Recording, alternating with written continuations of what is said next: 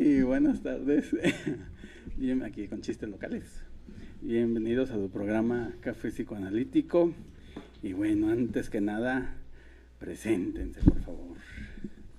Primero las damas. Hola, buenas noches. Qué gusto que estén con nosotros. Soy Alejandra. Y luego. Buenas noches, mi nombre es Patti. Qué gusto que estén con nosotros. Buenas noches, yo soy Domingo. Espero que disfruten el programa. Y bienvenidos a la charla amena con Aroma Café. Mi nombre es Octavio. Esperemos que estén disfrutando del inicio de nuestro programa y sobre todo pues continuando el festejo de nuestro tercer aniversario. Entonces pues bueno, también para que por ahí dejen sus saludos, dejen sus comentarios. Y hoy tenemos regalitos también, 2 tazas, entonces para que se apunten, ya saben la dinámica, por ahí en el chat dejen su nombre, digan que se apuntan para el regalo del café y bueno, con eso estarán participando ahí en la tómbola del final. Entonces esperamos disfruten el programa de hoy y bueno, sobre todo con un tema que es parte de la oferta académica de la Asociación Mexicana de Salud Psíquica, en esta ocasión la especialidad en psicoanálisis lacaniano y hoy con un tema pues en pos a ello. Así es, hoy iniciamos un tema, una dinámica para que también la hagan en Navidad y se diviertan, ahorita les digo cómo, pero es con previo a la especialidad de psicoanálisis lacaniano, que es la primera vez que se va a hacer, así que está para que chequen, vean y se animen. Bueno, la dinámica del día de ahora, que se llama el diccionario lacaniano, obvio, vamos a usar los diccionarios, pero es también para ver la conectividad que hay en todos los conceptos psicoanalíticos y lacanianos, tienen esa característica, que todos se conectan con todo. Hablar de un concepto es conectarse con todos los demás. Para poder entender un concepto psicoanalítico y lacaniano, hay que hablar de los otros para poderlo entender. No es como tan fácil de hablar nomás de un concepto y ya se entiende, sino que un concepto te lleva a otro y te vas brincando de un lado a otro. Y bueno, la característica del psicoanálisis lacaniano, bueno, todavía más se ensaña ahí, es que la teoría está conectada con todo, digamos, se inicia con algo, pero obvio que como no sabes los demás conceptos, así como que te vuelve más extraño, pero es solamente sumergirse y entrar en el laberinto y a fin de cuentas así conocer todo con esos huecos o esas oscuridades que uno no pueda entender en su momento. La única manera de vislumbrarlo es pues conociendo y metiéndose más y más y más hasta que ya se pueda, dominar lo más que se pueda, pero pues conocerlo, por lo menos tener la referencia de lo que quiere decir y con lo que se conecta con, ¿no?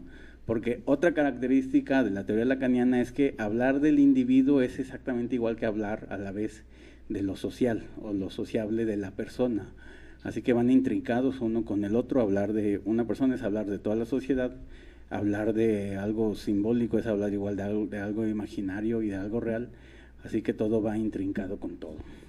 Así que, ciérralo otra vez, quítale su y ábrelo así donde empiece. Eso, muy bien. Y ahí iniciamos con ese concepto ¿qué dice?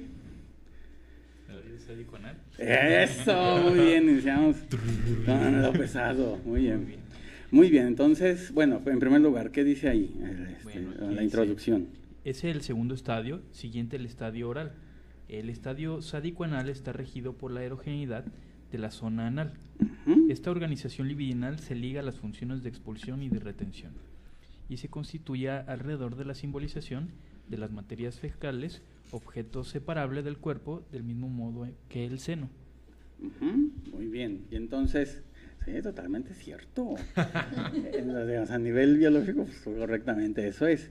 Pero igual, ¿con qué se conecta? O utilizando los 3 registros, pues se puede hablar también de este estadio sádico-anal a nivel real, simbólico e imaginario. Entonces, ¿qué sería la parte, digamos, es la parte real como tal, eso es y punto, ¿no? Se acabó. Y entonces, en la parte imaginaria, ¿qué es lo que entra en este estadio oral? A ver, cada uno diga sus así, todos. Anal, ¿eso qué dije? Oral. Bueno. ¿Dónde viene? Yo quería dar una introducción primero. ¿Quién sabe? bueno, mientras hago acá la conexión. Es que precisamente vamos a estar viendo conceptos, ya entendiendo la dinámica, por supuesto, vamos a estar viendo conceptos que se ven dentro de todo el lenguaje lacaniano, ¿no? Y aunque ahora lo titulamos un diccionario, prácticamente a nivel de ir desentrañando cada concepto y ver qué es lo que se produce, pues bueno, la parte que vamos a también analizar es que Lacan constituye un lenguaje por sí solo, ¿no? Ya tenemos el lenguaje psicoanalítico, digámoslo así, ya hay diccionarios de psicoanálisis, por supuesto, y ahora con este autor, no solo con Dylan, sino a su vez en el estudio de un psicoanálisis lacaniano, se constituye un lenguaje que pareciera aparte del psicoanálisis, ¿no? Que pareciera que constituye una nueva manera de psicoanálisis, más allá de lo que podían haber hecho otros autores. Por ejemplo, Freud comienza, o digamos es el estudio más clásico, posteriormente pues tenemos a Klein, tenemos a Ferenczi, tenemos a Dolto, tenemos etcétera, que también hablan de un psicoanálisis, pero que muchas veces continúan el trabajo uno de otro, y que de alguna manera, pues bueno, sí tiene una relación, aunque cambie ligeramente el concepto, pero muchas veces la complejidad que Lacan nos ofrece, pues es precisamente el decir, es que todo esto está diferente a lo que yo ya sabía. Incluso le pasa al que estudia psicoanálisis, digamos, ya estudió por un buen tiempo cualquier otros autores, quizás estudió a Freud a su profundidad, que es muchas veces con lo que se comienza, y posteriormente que se pasa a Lacan, se deja esta parte de, pues no lo entiendo, ¿no? Y se vuelven los autores más complejos. ¿Por qué? El doctor ahorita lo mencionaba como que hablar del sujeto es hablar de la sociedad, ¿no? En este caso ya podemos empezar también a hacer esta conexión con los estadios, que va a haber un estadio anal, un estadio fálico, un estadio oral, etcétera, y que de alguna manera también la sociedad va a vivir, digamos, esos estadios, ¿no? De alguna manera la evolución de la sociedad ha sido así, en un principio quizás más primitiva, quizás más sádica, ¿no? Posteriormente ya viene un nivel en el que hay una represión que también tiene que ver con los estadios, y en este caso no podemos dejar un estadio solo, ¿no? Se habla de la sociedad, ¿por qué? Porque en este caso el individuo es constituido a nivel de un representante social, propiamente podríamos decirlo así con el vocabulario o el diccionario psicoanalítico de Lacan, como un significante de la misma sociedad. El sujeto ya da, digámoslo así, una imagen de lo que la sociedad completa refleja, y la sociedad a su vez se divide en culturas, a su vez se divide en propios idiomas, a su vez se divide en política, en iglesias, etcétera, y ahí empezamos a hablar de otros conceptos que también se van a ver en, digamos, el diccionario psicoanalítico lacaniano, ¿no? Entonces, aquí ¿cuál era el estadio? Pues el fálico o el oral. Anal. Ninguno de los dos. El anal, pues para mí va a representar también una cuestión evolutiva de la sociedad, ¿no? Yo tomaría este punto a nivel característico de si el sujeto tiene que pasar por sus estadios para, digamos, ir evolucionando psíquicamente, si el sujeto de alguna manera es como se constituye a nivel de digamos, el carácter y personalidad, que algunos otros autores toman ese punto, pues bueno, la sociedad también ha evolucionado de misma manera. Yo tomaría el punto social, ¿no? Y tomaría el punto social a nivel de que la sociedad ha evolucionado a nivel de constituir también un aparato psíquico por sí sola, ¿no? Entonces, este estadio, como lo mencionaba ahorita Domingo, muy a nivel del diccionario o etimológico, pues bueno, va a tener el reflejo social a nivel de la evolución cultural, ¿no? Yo me iría más bien por la evolución cultural y en este caso las cuestiones represivas quizás, ¿no? Que la sociedad establece. ¿Tú? ¿Me repite la pregunta? Sí, ¿qué sería lo imaginario en el estadio anal? ¿O simbólico? ¿O real? La agresión. Sí, exacto. Okay. ¿Ya? ¿Estás? Ya. Nah. Yo soy literal. La agresión. Muy bien, en cuanto a lo imaginario, hablaríamos de los semejantes, las imágenes, pero como mi espejo, como los que son igual a mí. Lo simbólico sería alguien que tiene la ley. Si juntáramos los dos y utilizáramos el estadio anal, podríamos hablar, por ejemplo, de un árbitro en un encuentro de fútbol. En el momento de que expulsa, está utilizando sus pulsiones anales, pero las que se refieren a la expulsión, la oral primaria y que es la sádico-anal. Si habláramos, por ejemplo, de retener, sería una persona que contiene, un luchador, digamos, que trata de someter a alguien, ahí está de alguna manera sublimando sus pulsiones sádico-anales en cuanto a lo imaginario. Bueno, hablar de este estadio, a mí me salta mucho también la situación en la cual empieza el niño a representar a la propia madre, y a través de esa retención o esa expulsión de las propias heces sería el regalo de amor o no de, digamos, de su propio ser hacia la madre, o de ese vínculo que se empieza a formar. Eso, muy bien. También hay una relación con la famosa ecuación fálica que no deja de tener conexión con, digamos, las heces, que es el pecho, las heces, el niño, los regalos, etc., etc., que ahí se juntan también, digamos, a nivel del poder, a nivel de lo sintomático, a nivel de todos los síntomas obsesivos, compulsivos, también vienen de este estadio anal, y que también tiene una relación con el adentro, el afuera, a nivel de lo que se puede dar y lo que se puede guardar, tanto a nivel de la propia persona como su vinculación con todos los demás, bueno, con la madre en primer lugar, y con la sociedad posteriormente, ¿no? Digamos, sí tiene que ver el que dé y el que no dé, la tacañería, pues al fin de cuentas tiene que ver con esto, pero también tiene que ver en el sentido de dar o no dar, digamos. Aquí van a ser en primer lugar las heces, pero a fin de cuentas tiene conexión con el dinero, con el placer, con lo sexual, con los regalos, las colecciones, las colecciones a nivel social, por decirlo así, que también que habla de la persona, y sus pulsiones o caracteres anales, pues ahí están presentes y se pueden ver sin ni siquiera a decir una palabra, ¿no? O que la persona no diga una palabra, pero el carácter o los caracteres anales ahí están presentes, ¿no?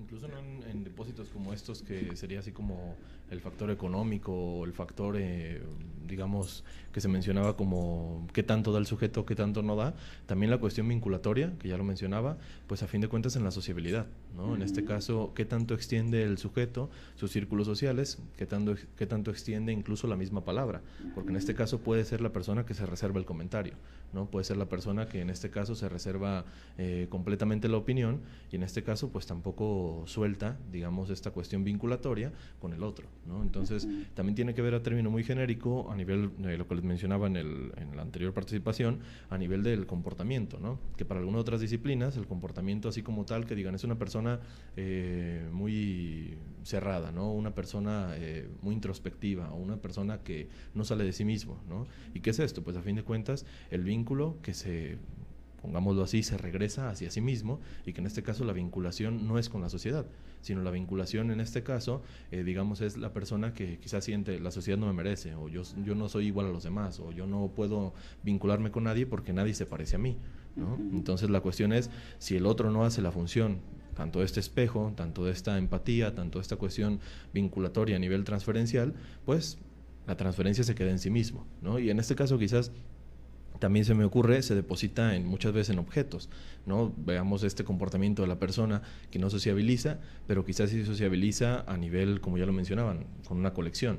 ¿Y qué es esto? Pues a fin de cuentas con objetos, ¿no? El sujeto no es capaz de devolverle su propia imagen, o no es capaz de devolverle una cuestión en la que él sienta una representación suya o del otro en sí mismo, y en este caso se representa a través de los objetos, llámese las colecciones, llámese incluso las redes sociales muchas veces, ¿no? En este caso, pues a fin de cuentas es un filtro con la otra persona.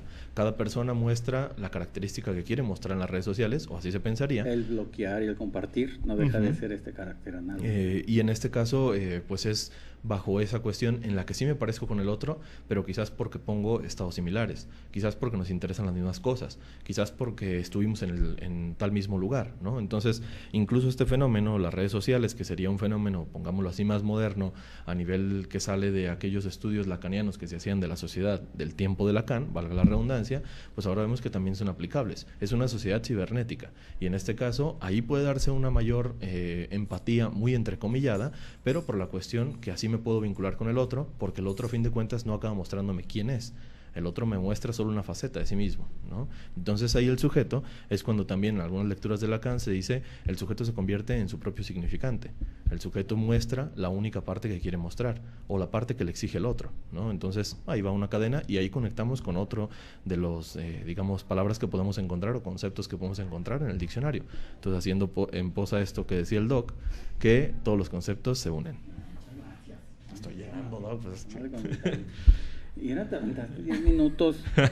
Pues. Bueno, si quieren algún término o algo, también lo pueden decir. Si no, mientras así al azar lo vemos. Ahora otro domingo, quítate. Sí, para que no seas.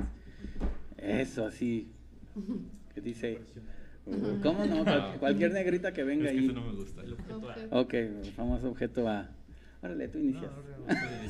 Quiero escucharlo. Del otro lado. Rasgo o característica de un objeto con la cual uno se vincula.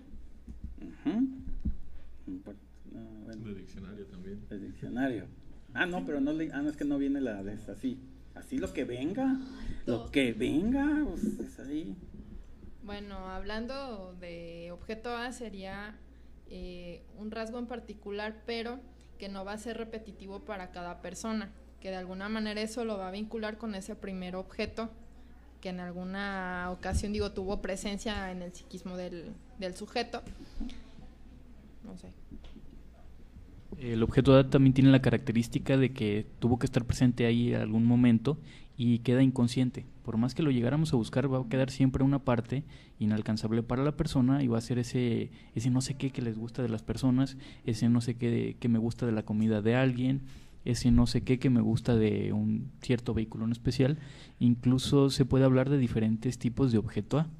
Y más adelante tal vez hablemos del objeto A y del fantasma, que sería cómo disfrazarlo para encontrar ese objeto A.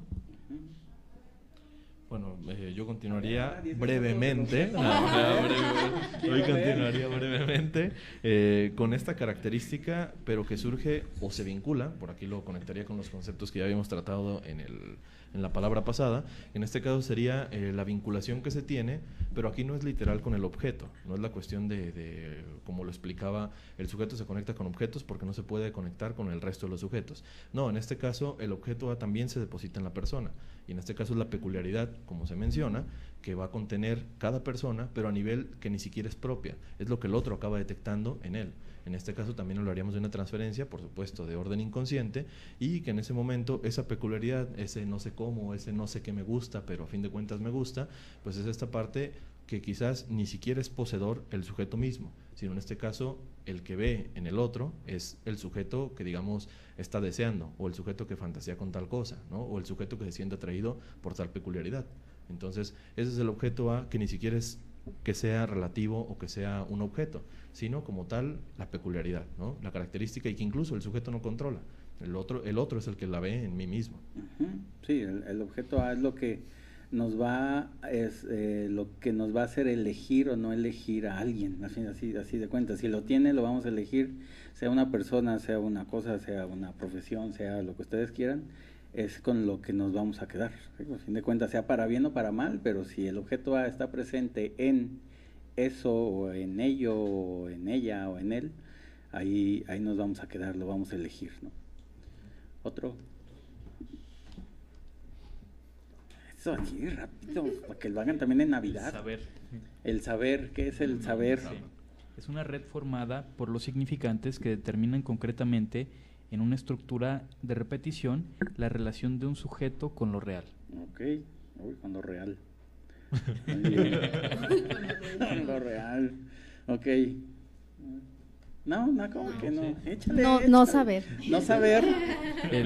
Tendríamos que regresar primero al significante, que es un significante, pues ahí digamos que es la parte de la palabra, la parte de una imagen incluso acústica, que se tiene que vincular con el significado. El significado sería, por ejemplo, el del diccionario.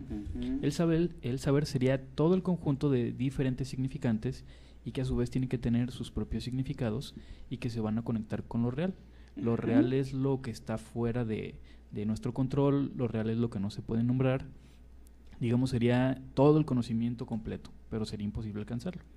Sí, el saber, pues al fin de cuentas es lo que tiene la persona. Si es la cadena de significantes, es como están acomodados los significantes en la persona. Puede haber un saber delirante, que al fin de cuentas es el delirio, la alucinación, y consiste en un saber. Puede ser la realidad psíquica, al fin de cuentas, de cada uno, del sujeto, de la persona, y ese es su saber. El detalle es mejorar el saber o cambiar el saber en terapia de un saber antiguo a un saber actualizado. Incluso muchos saberes van a venir de otras personas. También. Puede ser de los mitos, puede ser de las creencias de la familia que se van inculcando y el sujeto cree que sabe, o eso es lo que sabe. Precisamente tiene que cambiar eso para modificarse y para adaptarse mejor a la realidad. A mí me recuerda una premisa filosófica que decía, ni todas las verdades son verdaderas, ni todas las falsedades son falsas, ¿no? Y por qué entrar en esta cuestión que pareciera un pleonasmo, ¿no? Cómo una verdad no va a ser verdadera y cómo una falsedad no va a ser, o una mentira no va a ser falsa. Pues a fin de cuentas es porque la persona lo va a hacer verdadera o la persona lo va a hacer falsa. Y esto es con el compendio de conocimientos que tiene. Por esto, digamos, habrá un maestro a quien se le entienda, habrá un maestro a quien no se le entienda. Habrá un alumno con el que entiende con tal teórico, como por ejemplo Lacan, y habrá un alumno que quizás no lo entienda, ¿no? ¿Cómo es esta cuestión de significantes que también entra en el saber, ¿no? Que sería el saber, digamos, el compendio genérico de todos los conocimientos? Hay un saber universal, pero nadie lo posee, ¿no? Hay un saber, en este caso, que un maestro tiene, pero quizás es de tales disciplinas. Y en ese momento es cuando se convierte la cadena de significantes, porque el significante es ese significado interiorizado. Ahorita Domingo lo mencionaba como esa parte, digamos, acústica, esa parte de la palabra, porque a fin de cuentas es eso que de alguna manera se sabe, pero no por completo, ¿no? Yo sé explicarlo de tal manera, pero quizás no puedo adquirir todo el conocimiento. Entonces, mi labor como docente es el ser esa cadena de significantes, pero una cadena de significantes que es propia y que se va a complementar con una cadena de significantes a nivel del alumno o los alumnos, ¿no? ¿Cómo es esto entonces? Si el significado es lo genérico, el significado no cambia para el resto de las personas, pero el significante sí cambia, ¿no? El significante sí es muy propio y en ese momento sería la explicación individualizada que hace el maestro. Quizás el maestro va más allá del libro. Por ejemplo, con Lacan siempre se ha visto este problema a nivel de que se trata de hacer muy literal, ¿no? Y si el maestro llega a cambiar un término, llega a explicarlo de manera diferente, quizás viene el ataque de los alumnos que no tratan de hacer, digamos, esa cadena de significantes, pero que viene en contraposición con uno de los conceptos psicoanalíticos lacanianos, que a fin de cuentas es el saber. El saber no se puede hacer literal, digamos, ni en la obra lacaniana, ni para el estudioso lacaniano. En este caso, ese saber se complementa en esa cadena de significantes que es el saber que ya está estipulado por Lacan y el saber del estudioso de Lacan. Entonces, de alguna manera ese psicoanálisis se hace moderno o ese psicoanálisis se hace actual. Es por eso que quizás iríamos en contraposición con aquellas críticas que muchas veces se hace a nivel de no se puede cambiar nada de Lacan, no se puede hablar de Lacan con más que un permiso especial, ¿no? ¿Y quién dota ese permiso? Si Lacan, a fin de cuentas, está haciendo una cadena de significantes de un saber que no era propio, ni siquiera que era psicoanalítico. Es bien sabido que Lacan, para tratar de cientificar el psicoanálisis en su momento, toma conceptos de la filosofía, toma conceptos de la medicina, toma conceptos del derecho, toma conceptos del psicoanálisis y diferentes disciplinas que él ya sentía que tenían la presencia suficiente, tanto allá en Francia como en el resto del mundo. Entonces, pues ahí está la cadena de significantes que él toma, cadena de significantes que sigue hacia los demás y que a fin de cuentas hace un conocimiento moderno, pero también muy individual e independiente. Bien, pues nos manda saludos Guadalupe de Jalapa, saludos Guadalupe. Saludos, y Andrea también nos manda saludos. Saludos, Andrea.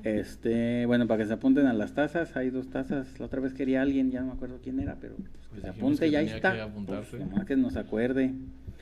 Y bueno, pues hay que dar algunos datos en este caso, recordarles que como tal el programa de hoy es parte de la oferta académica de la Asociación Mexicana de Salud Psíquica y en específico, bueno, hoy con la especialidad en psicoanálisis lacaniano, precisamente de hoy hablamos de todo el diccionario, todo el compendio, el lenguaje o la obra de Lacan y en este caso pues hablar que la especialidad comienza en octubre, que es como tal para ambas modalidades, presencial en línea y bueno, el doctor ahorita les dará algunos cuantos más información a nivel de las generalidades y también las maneras de comunicarse.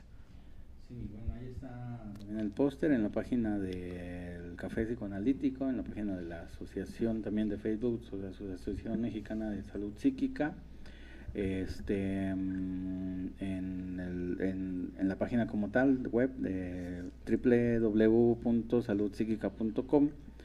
Y bueno, a nivel de los teléfonos pueden llamar a nivel, bueno, local, que sería el 1674-2530 y a nivel celular el 331-299-7823 para informes con respecto al curso.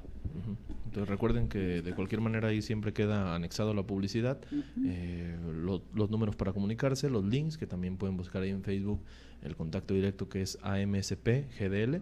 Y pues bueno, también dejar las dudas si gustan en Café Psicoanalítico Radio por inbox o ahí mismo en el póster, pues bueno, ya serán puestos en disposición como tal sus correos o demás que dejen para mandarles la información en general. Por lo demás, el póster está bastante completo, ahí se ve en este caso la duración, también viene el compendio de temas o el cronograma temático de lo que se va a ir viendo a lo largo del diplomado, bueno, la especialidad, perdón, y pues bueno, esta es la duración, 1 año. Entonces las sesiones son semanales, pero pues también se prevén no solo en presencial, sino en línea. Entonces para el público que nos escucha no solo aquí de Guadalajara o a los alrededores de la zona metropolitana, pues bueno, también se apunten los que son incluso también fuera de México, que también tenemos experiencia en otros países. Luego, tú eres ya internacional, ¿verdad? Eres locutor internacional ya, muy bien. Felicidades. Ay, felicidades.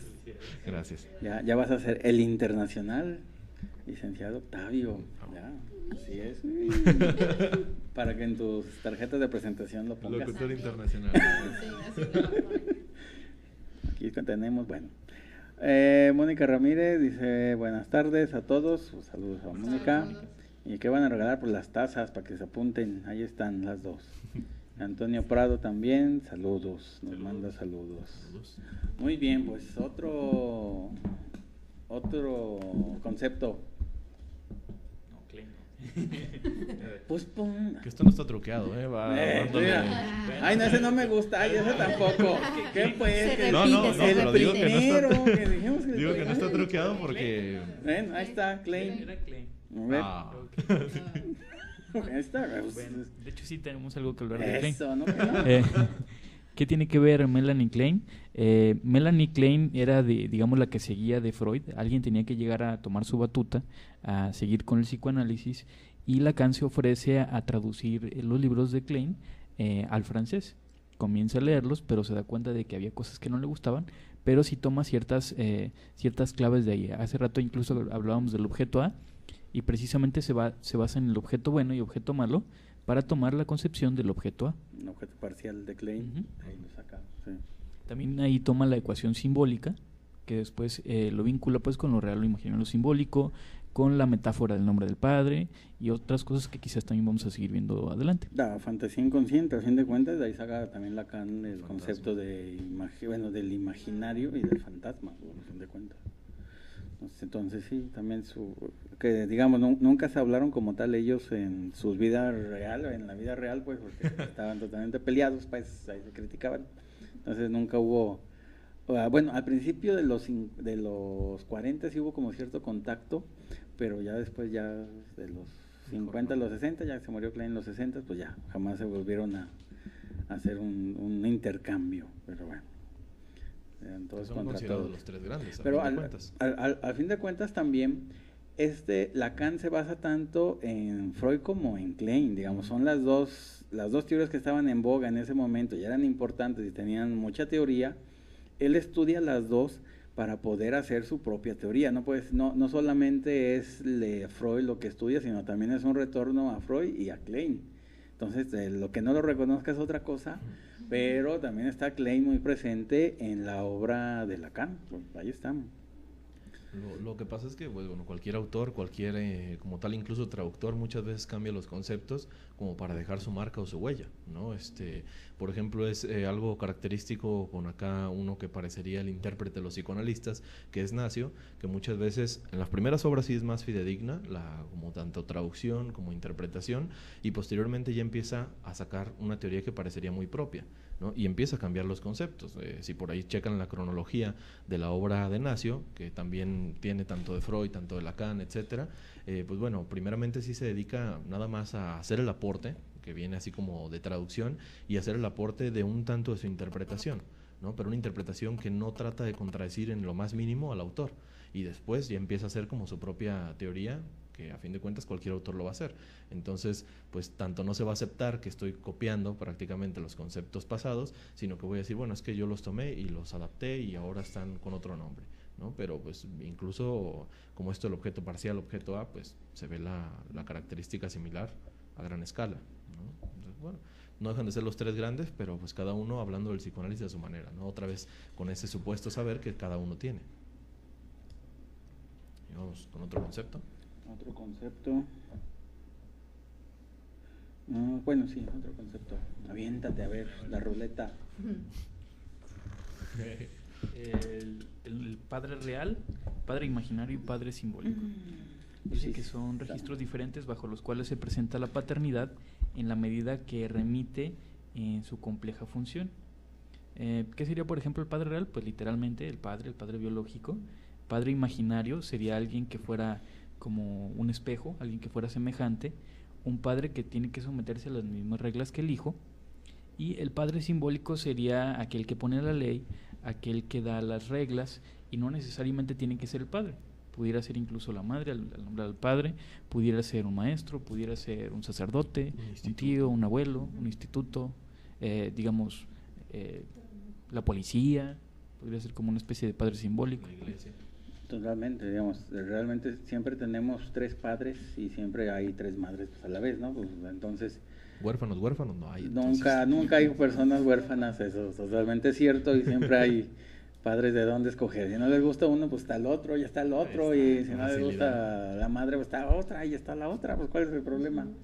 Entonces sí, digamos, cada uno tiene su propio valor, su propio significado y su propia importancia en la persona. Obvio que debe de dominar el padre simbólico, la madre simbólica, porque también el padre imaginario y la madre imaginaria, estamos hablando del Edipo a nivel de la fantasía, a nivel de la fantasía incestuosa, pues también que no tiene que ver con el otro y tampoco tiene que ver con la madre o el padre real, que es, digamos, como si la persona que ahí está en la foto, ¿no? Pues ¿sabes? Y ya, pues eso es lo real, pues realmente existe, no se alucina a los padres, cuando muchos se pueden imaginar a los padres, pero lo importante es el que pasen al registro simbólico para que pueda funcionar todo, pues, ¿no? A fin de cuentas.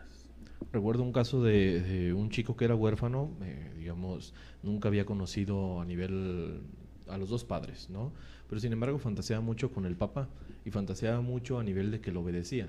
Mi papá hubiese querido que yo fuese así, mi papá hubiese querido que yo hiciera tal cosa, a mi papá no le gustaría tal cosa, incluso tenía, digamos, como dividido lo bueno y lo malo, ¿no? Pero ni siquiera había conocido a su papá. En este caso, el niño era adoptado posteriormente y este niño empezaba a desprender como tal toda esta cuestión imaginaria a nivel de constituyo o creo que mi padre hubiese sido así. Y para él era un padre pues también muy idealizado, ¿no? Un padre que digamos tenía este compendio tanto positivo y negativo, pero que incluso castigaba sin estar presente, ¿no? Entonces, ¿qué es lo que pasa aquí? Pues a fin de cuentas esta teoría lacaniana se ve en la manera real, en la que no es necesario ni siquiera que esté el padre para que la función paterna muchas veces se lleve a cabo, ¿no? Ya sea por alguien más, ya sea en este caso, curiosamente, el niño que pertenecía a un instituto tenía esas cuestiones, digamos, reglamentarias del instituto como si fuese su padre, pero él decía, es que mi padre quisiera que fuera así, ¿no? Si hacíamos la relación ya cuando estaba con esta nueva familia, en realidad las reglas eran del albergue donde estaba, ¿no? Del instituto donde estaba, no de ninguna figura como tal detectable, ni siquiera de un docente, un tutor, etcétera. Y entonces ahí había una división en la que primero este niño tenía problemas con sus padres, los padres adoptivos, porque los padres adoptivos no los aceptaba como autoridad, y en este caso decía, no, es que cuando yo conozca a mi papá es de tal y tal manera, y mi papá me diría que lo esperara, y mi papá me diría que me portara bien, y mi papá quiere que me vaya a dormir temprano, y mi papá quiere que cuestiones así como eso de dormir temprano, que coma a tal hora, que me acueste después de esto, que era lo que le habían enseñado en el instituto, pero que él no lo alcanzaba a conectar. No era la cuestión de, pues es lo mismo que me enseñaron allá, ¿no? Sino que era el padre que podía aparecer en algún momento. A fin de cuentas el padre pues como tal es como uno se vincula con el nombre, digamos, el nombre del padre, el nombre de la ley o el nombre de la persona que representa al padre, y es la vinculación de uno con ese nombre, así de simple, ¿no? Digamos, se llame como se llame, exista, no exista, sea imaginario, sea real, eso lo que importa es la relación de uno con ese nombre.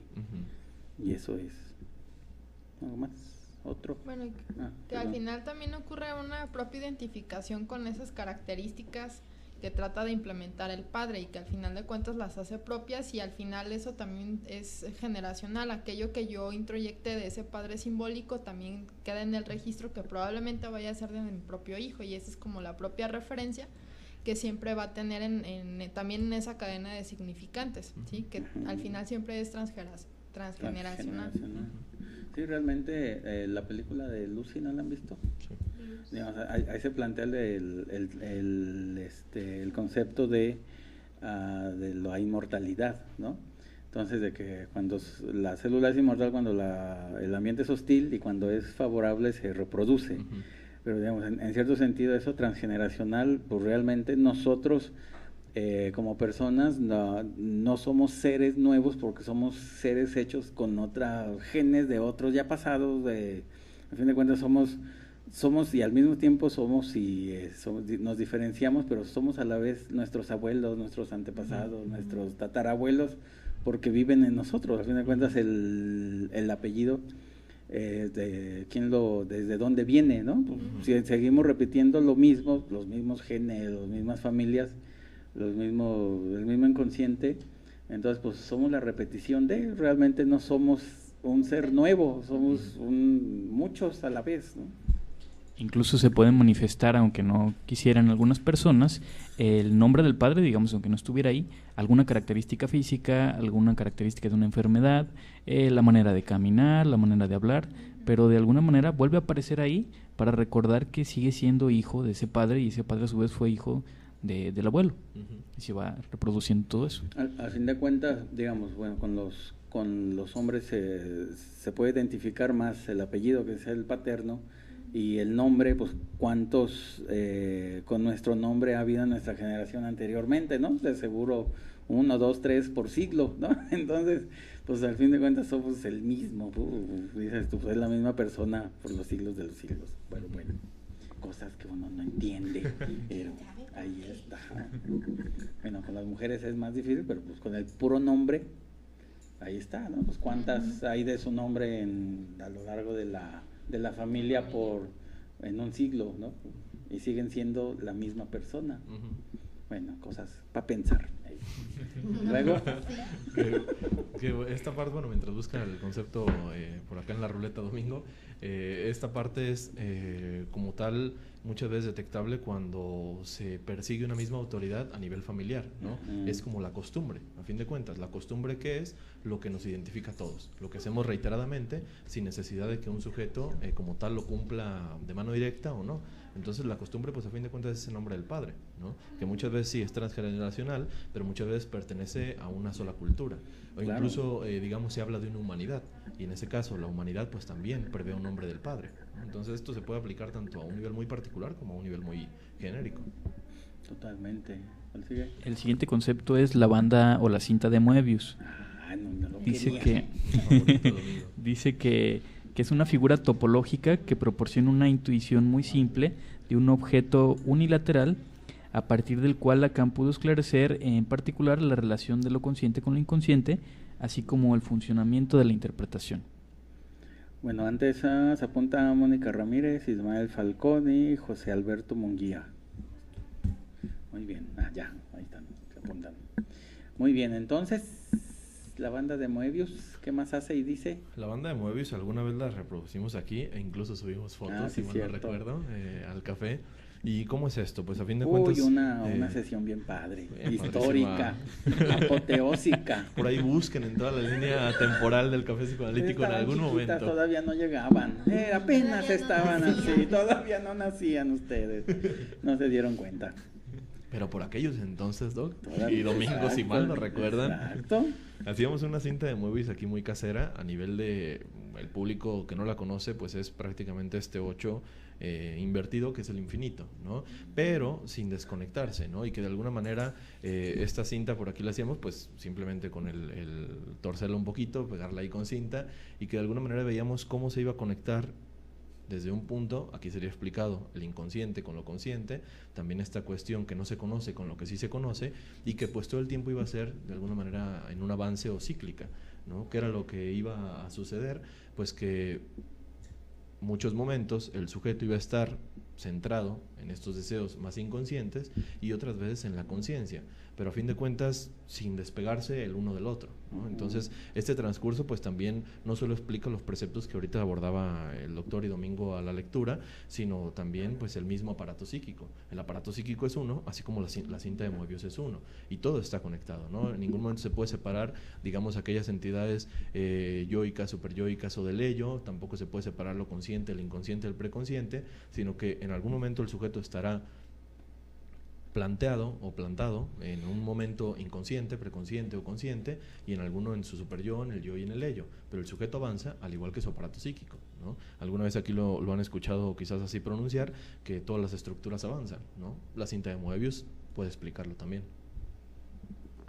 No, yo. Que de alguna manera esa relación que tiene de ese inconsciente con ese consciente y como de toda la relación del aparato psíquico, pues se ve reflejado en el propio síntoma, que al final es la interacción de todo el aparato psíquico y que al final eso que no se pudo elaborar queda ahí fijado, pero al final también esa libido es catectizada hacia un solo punto. Hablando a lo mejor en lo conversivo, en lo psicosomático, en otro tipo de síntomas, pero que al final siempre va a persistir esa satisfacción a partir de la culpa también o de todo el aparato psíquico en sí, y siempre va a haber un placer o un displacer y que siempre va a terminar avanzando, ¿sí? O va a ir evolucionando inclusive el síntoma. Ahí se entiende mejor lo que es consciente, inconsciente, consciente e inconsciente, porque digamos con los conceptos de Freud, que había algo arriba y luego había algo abajo en lo profundo, que estaría el inconsciente, ¿no? Así se comprendía con Freud. Pero Lacan dice que inconsciente y consciente van a la vez, van a la par, estando dos al mismo tiempo, a veces va a salir uno, a veces va a salir otro, dependiendo del lado de la banda donde se represente o se presente en ese momento, pero siempre están juntos los dos. Y en la interpretación ahí pone la función del corte. Esta banda o esta cinta se puede hacer nudos, y en el nudo es donde se tendría que hacer un corte con una interpretación, donde se le da un nuevo significante para volver a, digamos, a unir esta banda, pero que esta vez ya esté desanudada. También se puede complejizar más la banda si se corta por el medio, y ya no me acuerdo, es el doble rizo, el famoso doble rizo. Muy bien. Bueno,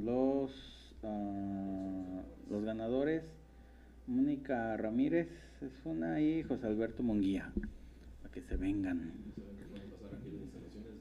Radio Morir, digamos en las horas que están por aquí en servicio, a partir de las 2 de la tarde, si mal no recuerdo, hasta las 10 de la noche, entonces para ahí que lo chequen y pues bueno, pasen en la semana por su taza. ¿Y el último? Pues va a dar tiempo. El último, ahí está bien interesante. La pasión. Eso. Dice, es movimiento, es un sufrimiento, es un movimiento impetuoso del ser. Ya tienen que hacer en las posadas, en las fiestas infantiles, se llevan su diccionario lacaniano y así juegan, y entretenimiento si total. quieren que se acabe pronto, la gente se vaya rápido. no saben cómo decirle que ya estuvo, que ya se acabó la fiesta.